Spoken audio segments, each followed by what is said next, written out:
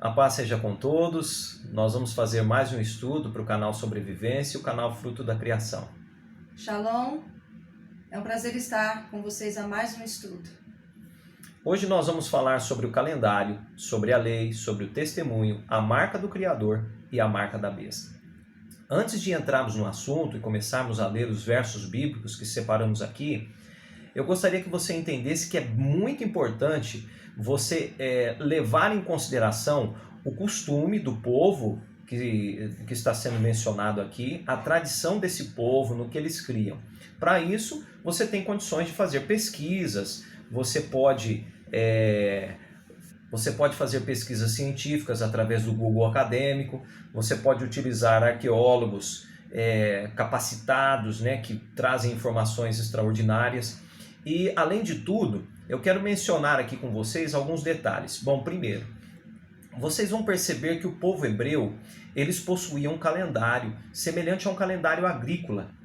Eles viviam de cultura, de plantação, eles viviam do cultivo de alimento, então eles possuíam um calendário. Esse calendário, a princípio, fora encontrado agora na quarta caverna, em Qumran, no Mar Morto, ele fora encontrado e junto com ele comentários, fragmentos sobre o livro de Enoque, fragmentos do calendário do livro de Jubileus, escrito provavelmente por Moisés. Então toda a estrutura relacionada a calendário bíblico estava lá na quarta caverna, separadinho, junto com os fragmentos ali, aliás, entre os fragmentos, que faz parte dos fragmentos que foram encontrados.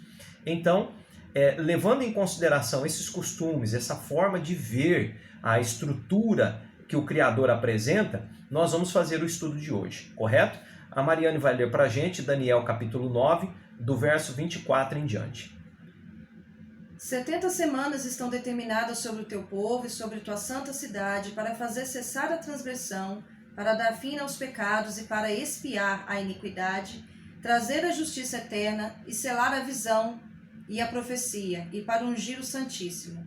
Sabe e entende, desde a saída da ordem para restaurar e para edificar Jerusalém até o Messias, o príncipe, haverá 7 semanas e 72 semanas. As ruas e o muro se reedificarão, mas em tempos angustiosos. E depois das 62 semanas será cortado fora o Messias, mas não por causa dele mesmo. E o povo do príncipe que há de vir destruirá a cidade e o santuário, e o seu fim será como uma inundação, e até o fim da guerra estão determinadas as assolações. E ele firmará aliança com muitos por 1 semana, e na metade da semana fará cessar o sacrifício e a oblação, e por causa do espalhamento das abominações, ele a fará assolada, e isso até a consumação, e o que está determinado será derramado sobre o assolador. É bem simples de entender. Você pega na história a data exata que foi dada a ordem para a reconstrução de Jerusalém, de Al-Rishalá. Então, lembrando que Daniel está cativo na Babilônia, ele era morador de Jerusalém, ele foi levado cativo junto com seus 3 amigos e mais algumas pessoas de Jerusalém para a Babilônia. Você consegue ler isso lá no livro de Daniel, tem lá Daniel 2, a visão do rei, o sonho do rei, Daniel interpreta, é colocado depois como um dos governadores e tudo mais, é bem lindo o livro. Agora detalhe, as pessoas costumam pegar esse verso aqui e colocar para o futuro, não é. A ordem foi colocada, a ordem foi dada para a reconstrução de Jerusalém, vamos usar a palavra Cristo aqui, para você entender, antes de Cristo. Quando foi dada essa ordem, você pega e faz um cálculo. E você vai chegar a um personagem que apareceu, ele é chamado de ungido aqui na profecia, exatamente após esse período de tempo, após essas 70 semanas que estavam determinadas para o povo de Daniel. Não é para outro povo, é para o povo dele, o povo que ele estava preocupado. Então essas 70 semanas começa ali, dada a ordem para a reconstrução de Al-Rishalá, ou Jerusalém. Então, além disso, você vai notar aqui também que na metade da semana, esse personagem, ele é cortado, certo? E na metade dessa semana, cessa-se o sacrifício, certo? na metade da semana, ele fará cessar o sacrifício e a oblação. Sacrifício do quê? De cordeiros e as ofertas de farinha, de trigo e tudo mais. Então, nesse período aí, Daniel recebe a profecia dizendo que, a partir da ordem dada para a reconstrução de Jerusalém, 70 semanas depois apareceria o ungido, e o ungido seria cortado num tempo determinado, e nesse tempo determinado, ele iria cessar. E esse tempo é a metade da semana. Então, esse personagem que nós estamos falando aqui não é Jesus. O Jesus da história cristã, ele morre na sexta-feira, que é o sexto dia da semana, não é o quarto. O quarto dia da semana é a quarta-feira, é a metade da semana. Então esse personagem aqui é diferente, nós vamos descobrir qual é. Daniel 7:23. Assim ele disse: o quarto animal será o quarto reino da terra, o qual será diferente de todos os reinos, e devorará toda a terra, e a pisará aos pés, e a fará em pedaços. E os 10 chifres são os 10 reis que se levantarão para fora daquele mesmo reino. E depois dele se levantará outro, o qual será diferente dos primeiros, e humilhará e subjugará a 3 reis. Proferirá palavras contra o Altíssimo, e consumirá os santos do Altíssimo, e cuidará em mudar os tempos e a lei, e eles serão entregues na sua mão por um tempo, tempos e a metade de um tempo. Então, esse quarto animal, ele ia subjugar o mundo de tal maneira que ele ia mexer no tempo e na lei. E ele iria entregar, ou seja, ia pisar os servos do Altíssimo, ia consumir com os santos do Altíssimo e tudo mais. Então, você pode identificar quem foi esse reinado, certo? Na história, você consegue analisar, o próprio livro de Daniel te dá pistas claras para isso, e nós percebemos que exatamente é o reinado de Roma. No reinado de Roma, você vai perceber que esse quarto animal feroz, né, diferente de todos os outros, ele pisa a lei. Nós vamos mostrar lá embaixo para vocês que a lei referente aqui não são os 10 mandamentos. Todo mundo prega por aí que são os 10 mandamentos. Não são só os 10 mandamentos somente, né? A lei, a palavra aqui seria a Torá. A Torá não se refere aos 10. A Torá se refere a todos os mandamentos que o Criador passou para Moisés, para que Moisés escrevesse e desse ao seu povo. E detalhe, ele iria mudar os tempos. Mas como assim? Como que ele ia mudar o tempo? Ia passar a noite para o dia para a noite? Não. Calendário. O povo hebreu recebeu de Moisés um calendário com festividades, um calendário com dias santos, um calendário que identificava o dia sagrado da semana e as festividades sagradas durante um ano. E o que esse rei fez? O que esse poder político-religioso. O que ele fez? Ele mudou o tempo e a lei. E tudo foi entregue, né? E nós vamos ver aqui embaixo o que ele fez, prosperou. Daniel 8:10. E se engrandeceu até contra o exército do céu, e alguns do exército e das estrelas. Lançou por terra e os pisou. E se engrandeceu até contra o príncipe do exército, e por ele foi tirado o sacrifício contínuo, e lugar do seu santuário foi lançado por terra. E um exército foi-lhe dado contra o sacrifício contínuo, por causa da transgressão, e lançou a verdade por terra, e fez isso e prosperou. Um exército foi dado a ele por causa da transgressão. Que transgressão? Da verdade que ele lançou por terra. O que ele fez? O que aconteceu aqui? Eu quero que você entenda que nós estamos falando sobre o grande conflito. O conflito verdadeiro que acontece entre o Criador e Satanás. O Criador, ele tem um povo, ele separa esse povo, ele tira esse povo do Egito e revela para esse povo algo que foi esquecido. Se você for observar Enoque, segundo os fragmentos encontrados no Mar Morto, e se você for fazer estudos, Roma, por exemplo, separou essa Bíblia que nós usamos. Esses livros que estão aqui não são só os únicos que foram escritos. O livro de Enoque, por exemplo, revela que foi dado a ele no céu, quando ele foi trasladado, foi dado a Enoque a revelação de todo o calendário, de toda a situação celeste, como que o sol entra e sai dos portais, a lua, como que funciona todo o processo do ciclo que o Criador fez. Então, o que acontece? A profecia diz que essa besta, que esse animal feroz, que é uma besta, e o que ele faria? Ele mudaria os tempos e a lei. E ele prosperaria com isso, e lançaria a verdade por terra, e iria prosperar, certo? Eu quero que vocês entendam também que além dele fazer todas essas coisas, além de criar toda essa situação, ele iria causar uma grande confusão no mundo. Por quê? Vocês vão entender logo mais. Agora nós vamos ler o Êxodo capítulo 20, o verso 30, aliás, nós vamos ler Isaías 8, o verso 19 e o 20. Quando, pois, vos disserem, consultai os que têm espíritos familiares e os prognosticadores, feiticeiros que dão fracos, e agudos pios e murmuram entre dentes. Porventura não consultará o povo a seu rim? A favor dos vivos consultar-se-á aos mortos?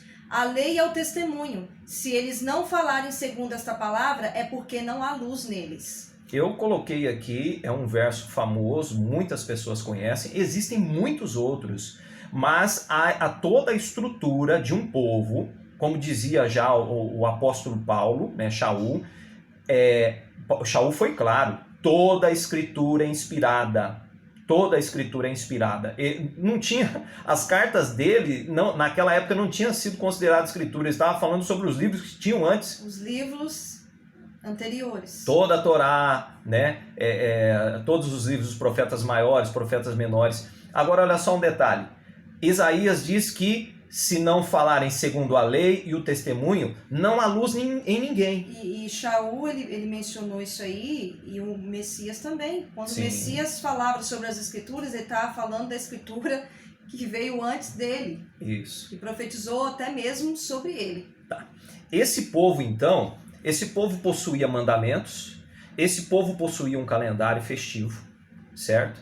E aonde estão esses mandamentos? Qual é a diferença da lei e o testemunho? Se você for ler depois, você tem a oportunidade de consultar a Escritura, você pega de Êxodo 20, do capítulo 20 ao capítulo 31, e você vai observar o seguinte: o Criador, ele dá a Moisés muitas leis, não são só 10. No capítulo 31, verso 18, lê aqui pra gente, Mariane, por favor. E deu a Moisés, quando acabou de falar com ele no Monte Sinai, as 2 tábuas do testemunho, tábuas de pedra, escritas pelo dedo do Criador. Então, é um testemunho contra o povo. Daquilo que Deus não gosta, o Criador não gosta, ele entregou nas mãos de Moisés. Então, ali, se você for ler para trás, tudo que ele falou foi o que ele escreveu.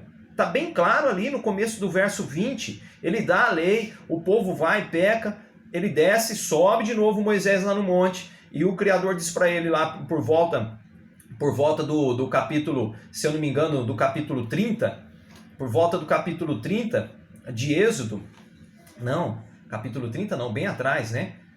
31 é o final, lá por volta do 29, se eu não me engano, 30, é mais ou menos por aí, tá até aqui separadinho, mas você vai confirmar na sua Bíblia que o Criador, ele começa a dizer para Moisés, olha, não é para fazer isso. Ele fala sobre relacionamento familiar, relacionamento conjugal, ele fala sobre assassinato, ele fala sobre furto, ele fala sobre adultério, ladrões. ele fala sobre tudo. Ele fala sobre os sábados, ele fala sobre as leis de purificação da mulher, todo tipo de lei que o Criador separou para o seu povo, uma vez que ele é Deus, conhece o presente, o passado e o futuro, ele sabe o que é melhor sempre. Não é uma coisa que muda com frequência. Então ele fez toda essa organização. Agora, o que estamos cogitando aqui nesse estudo é que tem um detalhe que passa despercebido por muitos. É que dentro desse testemunho todo que foi dado para Moisés, para passar para o povo, a Escritura toda diz que se eu não falar de acordo com a lei e o testemunho, não há luz em mim. Agora, por que foi dada essa profecia toda para Daniel? Eu quero que você entenda que quando o Mashiach vem, aqueles que eles chamam de Jesus hoje, que não é o mesmo, porque Jesus morreu na sexta-feira, né? E ele disse que deixaria um sinal para eles, que seria o sinal de Jonas. Seria o único sinal, ele falou. Vocês que eu deixo para vocês. Mas o único sinal que vocês terão é o mesmo sinal de Jonas. 3 dias e 3 noites. Estarei no ventre da terra. Agora, então não é o mesmo. Ué, se o camarada, o Jesus ressuscitou no domingo, não passa, não dá 3 dias e 3 noites. Não dá nem 2 dias completos. Correto. Agora, tem um outro detalhe importante ali, né, que nós vamos entender agora a partir da leitura do Apocalipse. Então você identificou a primeira besta, né? Você tem uma besta lá no passado, o quarto animal, que é uma besta feroz, né? E agora nós temos uma estrutura aqui no Apocalipse parecida. Apocalipse 13, verso 1.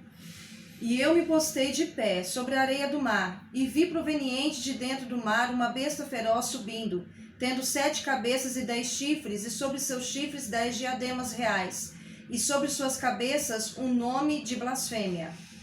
E a besta feroz que vi era semelhante a leopardo, os pés como de urso, e uma boca como a boca de um leão. E deu-lhe o dragão seu poder e o seu trono e grande autoridade, e vi uma só de entre suas cabeças como tendo sido mortalmente ferida para dentro da morte, e o ferimento de sua morte foi curado, e maravilhou-se toda a terra. Só uma pausinha. Você nota que aqui é um resumo dos 4 animais que Daniel viu lá atrás? Você percebe que essa besta é um resumo dos 4 animais? E o que aconteceu com essa besta? E todos adoraram o dragão, que deu autoridade à besta feroz, e também adoraram a besta feroz, dizendo: quem é semelhante à besta feroz? Quem pode guerrear contra ela? E foi dada a ela uma boca que está proferindo grandes coisas e blasfêmias, e foi dada a ela autoridade para continuar 42 meses. E ela abriu sua boca para dentro da blasfêmia contra o Rim, para blasfemar do seu nome e do seu tabernáculo, e daqueles que dentro do céu estão habitando. E foi permitida a ela fazer guerra contra os santos e os vencer. Também lhe foi dada autoridade sobre toda a tribo, língua e nação. Vamos fazer uma pausa. Bom, lembra que lá no passado Daniel profetizou que a besta ia jogar por terra todo o tempo e toda a lei, todo o testemunho que ele ia jogar por terra? Exatamente isso. Essa besta descrita aqui faz o mesmo processo. Além disso, é acrescentado aqui que ela ia blasfemar contra o nome do Criador, né? E ia fazer o quê? Blasfemar contra o tabernáculo dele. Mas como que ela vai fazer isso? Você vai entender que no Concílio de Trento, o papado, os romanos, fizeram um concílio, mudaram a data da Páscoa no concílio, escolheram atributos à divindade de Cristo. Quem que é Cristo? Constantino, sob a cruz de Cristo, ele ganhou muitas guerras. Constantino teve um sonho, o imperador romano, e ele viu nesse sonho, ele disse que era Jesus Cristo, e ele deu para ele uma cruz, e falou: sobre essa cruz você vai vencer o mundo. Constantino criou o cristianismo, é só você pesquisar, né? O cristianismo não existia cristão, gente. A palavra J, ela é contemporânea agora aos nossos tempos, ela não existia na época. Esse camarada, esse personagem não é o Jesus. Jesus é outra coisa, é outro camarada. Jesus é um ser cristão que criaram, que aboliu a lei, aboliu a Torá, que fez uma série de coisas, e alguns cristãos ainda ficam brigando hoje sobre guarda do sábado. Não é a mesma pessoa, não se refere ao mesmo ser. O personagem que morreu no 4º dia da semana, que cessou o sacrifício, nós vamos entender logo mais aqui no estudo, não é o mesmo. Alguns imperadores que veio antes de Constantino já estavam começando a mexer os pauzinhos para poder colocar essa religião, instituir essa religião, para poder fazer uma mudança drástica no tempo e na lei do Criador. E Constantino, mas ele era o personagem principal, que foi através dele que foi levantada então essa religião assim com bastante força na época, que a sede mesmo dessa religião política era Constantinopla. E ali então ele conseguiu espalhar ela por toda a Europa, a sua crença, as suas doutrinas falsas, e assim se estendeu, após a Europa, se estendeu por todo o Ocidente, onde nós moramos. Você vai notar que por que a João comenta aqui sobre as características da besta? É porque junta todo o paganismo de todos os reinados. Todos os paganismos estão presentes em todas as religiões do mundo. Seja ela budista, seja ela a cristã, seja ela fugiu agora, mas o islamismo, o hinduísmo, todo esse paganismo que a besta deu de beber ao mundo. Por quê? Porque ela cometeu ela falou contra a autoridade, ela mudou todo o sistema, e é exatamente sobre a adoração aqui, sobre o cordeiro que está falando. Essa besta política e religiosa, ela surgiu exatamente numa época, é lógico, né, na época que o Criador permitiu para ela que ela se levantasse, surgisse, e ela pegou a mistura de todos os povos, de todas as doutrinas e colocou dentro dela para poder proclamar o mundo. No entanto, que hoje nós vemos, quando se reúne, né, quando o papado, que é a autoridade maior aí, religiosa no mundo, quando ele faz o ecumenismo, ele junta todos esses líderes para poder estar numa comunhão ali junto com ele. Segue do 8. E adorarão todos aqueles que estão habitando sobre a terra, dos quais não tem sido escritos o nome no grande livro rolo da vida do Cordeiro, tendo assim morto desde a fundação do mundo. Se algum homem tem ouvido, ouça. Aquele que para dentro de cativeiro guia ajuntando, para dentro de cativeiro vai. Se algum homem a espada mata, é necessário ele a espada ser morto. Aqui está a paciência e a fé dos santos. E ouvi outra besta feroz, subindo proveniente de dentro da terra. E ela tinha 2 chifres semelhantes aos de cordeiro, mas falava como um dragão. E toda a autoridade da primeira besta feroz ela exerce na sua presença. E faz à terra e aos que estão habitando nela que adorem a primeira besta feroz, do qual foi curado o ferimento da sua morte. E ela faz grandes sinais, de modo que fogo faça descer proveniente de dentro do céu para dentro da terra, à vista dos homens. Então, essa besta que existia é um resumo de todos os reinados. Agora, essa outra besta que surge, ela faz semelhantes sinais. Em razão dos sinais que lhe foi permitido fazer debaixo da vista da besta feroz, engana e faz extraviar aqueles que estão habitando sobre a terra, dizendo àqueles que estão habitando sobre a terra para fazer uma imagem à besta feroz, que tinha o ferimento de espada e que viveu.